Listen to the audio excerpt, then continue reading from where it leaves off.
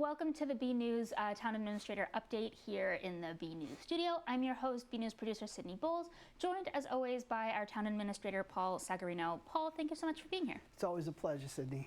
So this is like our town meeting special. I think this might be the last time we chat before town meeting, so how are you holding up? Hey, it's a busy time of year, you know. I think as we were talking about beforehand, it's at this time of year I'm just dying for town meeting to start. You know, we've been to tons of meetings, we still got a couple more weeks of that, and I'm just looking forward to getting it started and moving through the agenda and, you know, hopefully getting to relatively swift resolution to the articles. Yeah, I mean, there's endless articles that we could talk about. The MBTA community stuff is going to come up. There's going to be some police station stuff, I think. But I actually want to talk for just a couple of minutes about something that came up a few weeks before this that I think will be an issue outside of town meeting, and I want to make sure we get to it. I want to talk about utility aggregation. Mm-hmm. Correct me if I'm wrong, but this is something that the town was pursuing kind of before COVID, and it seemed like it kind of stalled out at the state level. But the idea is to give people maybe a cheaper option for a utility bill. So give me a little bit of the 101 on what this is all about. Yes, the town formally did have a program, and it was successful, and it lapsed at one point. Shortly before I took this position, I asked that we submit an application to get that fired up, so we were ready to do it again. It's totally dependent upon the energy markets, but essentially what the process is we basically take all of our electricity customers here in the community, we bundle them together as if they're one customer, and then we put it out to bid. And the goal with that is to hopefully get an energy company to bid on us with a more favorable rate for our residents. And that's the goal of it. Again, it's pretty complicated. It's very dependent upon how things go in the energy markets, but we have very strong consultants, and these programs have been very successful in other communities. We did receive a lot of calls from residents when the utilities announced their last round of increases a year or two ago. Mm-hmm. And unfortunately, we got caught a little bit in some sort of legislative roadblock up at the State House. I think that the Department of Public Utilities was going through a transition, and they were reviewing all the programs. So unfortunately, our application languished up there for a significant amount of time. We were able to get some assistance from Representative Gordon and Senator Friedman to free up that logjam. And as was reported at a select board meeting recently, we should be in a good spot to come back and propose a program to the select board in the coming months. Hopefully get something in place prior to the upcoming heating season. Yeah, so if I'm, you know, just an average energy consumer in town, what does it mean for me once this gets up and going? Like, how will I see this affect me? Okay, so what would happen is if the town agrees to be part of a program, all of the residents' bills would be transitioned to the new provider. And again, the goal being that it's cheaper than what Eversource National Grid is providing. So, and you can sort of opt out if you want to. Is that my understanding? Yeah, I would say it's the one negative of the program, that because it's relying on the buying power of all the residents combined, it's an opt-out program. So everybody will receive communications. They'll have the ability to opt out and stay with whoever they wish to have as a provider. But if you don't opt out, you're automatically opted in. And you know, some people don't like the idea of the town telling them who's providing their utilities. So we do get some complaints when that happens. But again, in order for the program to work, it has to work. We have to have as many people as possible to participate in the program. And obviously, residents will be able to opt out at any time. If, you know, we have a program and the rates become less competitive, then they can opt into something different at any time in the program. So they're not locked in. Right, but presumably the idea is folks would want to be, or a majority of folks would want to be, because it is ideally cheaper. Yeah, it was a little mind-boggling because this is one of the few energy-saving programs and cost-saving programs for residents. It's really been successful throughout the state, so we were a little bit puzzled as to what the holdup was at the state level. I'm sure it was very complicated, but we were able to break through the roadblock, and we're very hopeful now that we can have something in place for the residents, hopefully by the fall. Yeah, I think that's something I'll be really interested to follow. And I think especially seniors often struggle with heating costs, so that'll be interesting to see how that goes. Yeah, I mean, if we can help out a little bit, it all adds up. I mean, everything is so expensive at this point in time. So. Yeah. All right, do you want to talk about some more on articles? Sure. Okay. Again, I just feel like there's so many that we're not possibly going to be able to talk to, but we are going to touch on a couple. Oh no, this isn't even a warrant article either. One of the things on my list. Okay, let's actually do a warrant article though. So Parks and Rec warrant article at the select board earlier this week. They were asking for select board support, and they got it unanimously, looking to redesign Overlook Park. And I think this is something that you've talked to Parks and Recreation Director Brendan Egan about. It's kind of an ambitious redesign, it seems like. Yeah, it's actually, you know, our recreation maintenance facilities were up there for a long time, as well as a smaller playground. The Burlington Plays are up there. It's tucked away in a tight residential neighborhood. And again, I think it was an underutilized site for many reasons, you know, and I'm glad that the rec department is looking to do something up there. And I think that they really work to strike the right balance. You know, it's not in a location where you want to attract 1,000 cars a day, but at the same time, it abuts some beautiful conservation land. There's a hill there. There's some beautiful paths, and something that I really love is recreation always has a focus on accessibility and providing recreation opportunities for all. And you know, this project will do that. It will provide accessible paths, so all people of all ability levels will be able to enjoy it. And you know, kudos to the recreation department. I think it's if it's supported by town meeting, there's a grant part of it. So you know, theoretically, we'll be paying, you know, 50 cents on the dollar for the project. And again, I think it's a beautiful area. It's long overdue for some attention, and I think that Recreation's proposal, I think, really strikes a nice balance to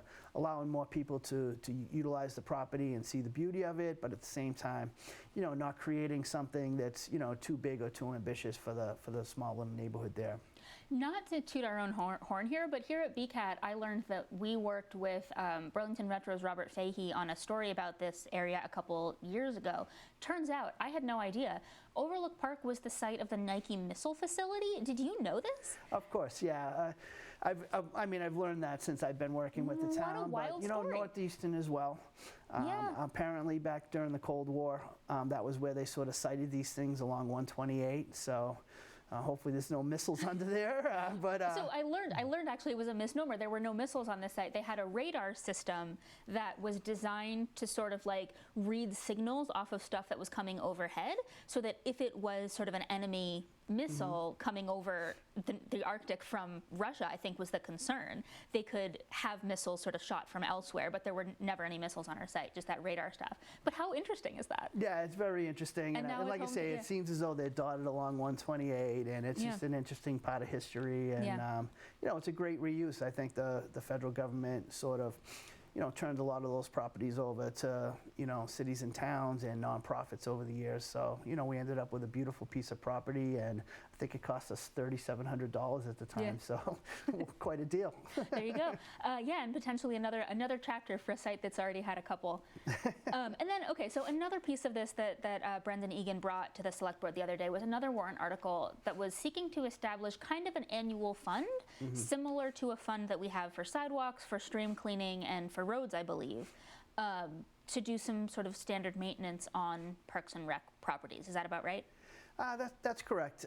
Over the years, I've sat there and, you know, there's always many complaints. I think they do a great job with the fields, but, you know, there's always, you know, you go to different communities that maybe have newer fields and things like that. So, you know, we have received complaints about the quality of the grass and the turf and all that. And, you know, I just feel as though sitting there listening to these complaints, I just wanted to work with Brendan, and I think it was a good collaboration between the select board. Former select board member Mike Runyon worked with us on it just to try to find a way that we could sort of try to present that to town meeting, to incorporate it, you know, less as an afterthought and more as of, this is something we pay for every year, that we're going to invest in the quality of, you know, the grass, the dirt, and all those things that accompany the playing fields here in town. So it won't pick up playground equipment or basketball courts. We're talking about the fields themselves. Let's just try to bring them up to a really good level and hopefully be able to maintain them with a little bit of a commitment from town meeting. Over the past few years, you know, we've added a component of sidewalks. Residents really like sidewalks, so that's part of a sort of an annual commitment from town meeting. We've always had a commitment to stream cleaning at town meeting over the years. So these are some of the things that, you know, will benefit the residents over time, and we just thought that this was a, you know, tailor-made for that type of commitment from the town. You know, invest a some money every year just to improve the overall level, and then hopefully it will prevent us from having to go back and do some major renovations to the fields themselves.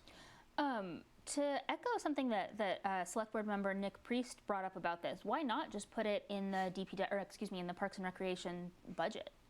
Yeah, I think I think the town meeting members have gone back and forth over time on this. I do think, if there was an extremely difficult budget year, they would want the opportunity to sort of say no to it if necessary.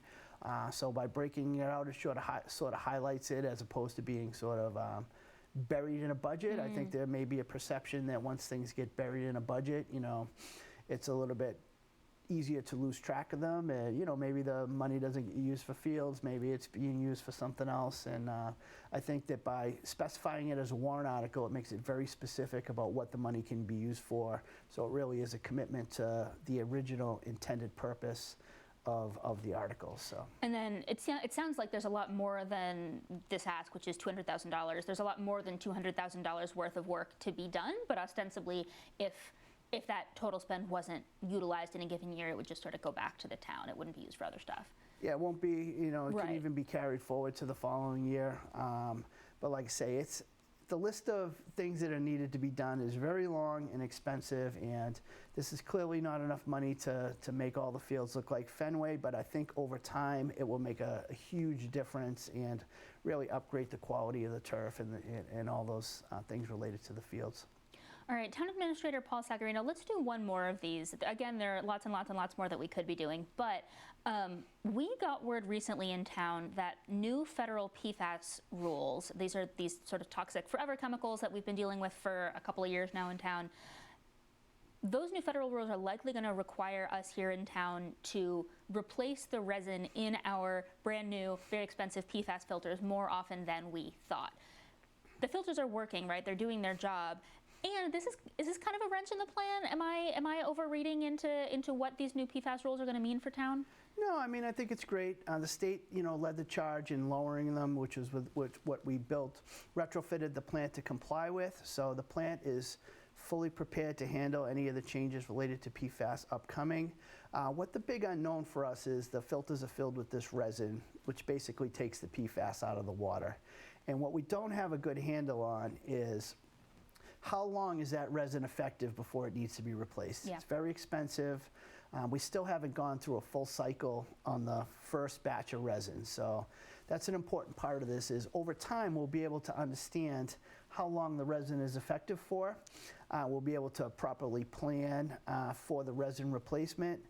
There's also different media that can go in the filters, some of which may be cheaper and as effective, that we'll be working with DEP on to see if we can test some of those. That's potentially, what is it, granulated activated carbon? Activated carbon. I act like I know what I'm talking about. I learned this at town meeting. I have no idea what the difference is. We're in the same boat. Yeah. I think activated carbon's a little bit cheaper though. I feel like I got, you can get oh no, that's charcoal that I'm thinking about. It's like charcoal toothpaste to clean your teeth. I have no idea. Similar to charcoal. So, okay.